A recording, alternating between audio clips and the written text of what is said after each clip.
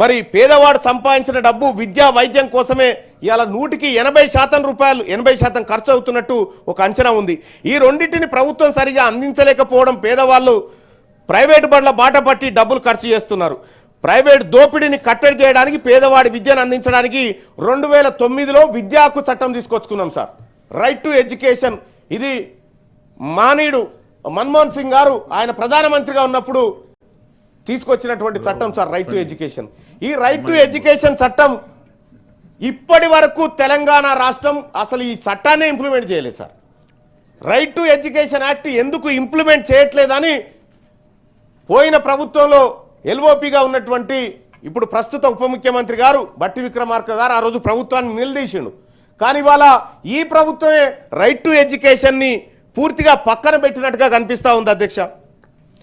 ఈ యాక్ట్ ప్రకారం ప్రతి ప్రైవేట్ స్కూల్లో ఒక 25% సీట్లను పేద వర్గాలకు ఉచితంగా ప్రైవేట్ కాలేజీలు ఇవ్వాల్సినటువంటి అవసరం ఉండే.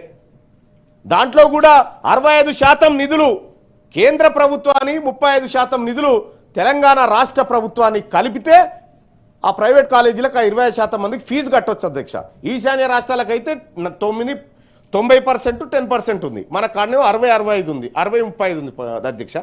కానీ ఈ రైట్ టు ఎడ్యుకేషన్ ఎందుకు విస్మరించడం అధ్యక్ష? మనం ఇంత మంచి యాక్ట్ను మనమే తీసుకొచ్చి మనమే ఎందుకు ఇంప్లిమెంట్ చేయలేకపోయినాం ఇక్కడ? అది మన తప్పు కాదా? మన పాలకుల తప్పు కాదా? ఇది ప్రజలకు మనం అందరం సమాధానం చెప్పుకోవాల్సినటువంటి అంశం కాదా సార్?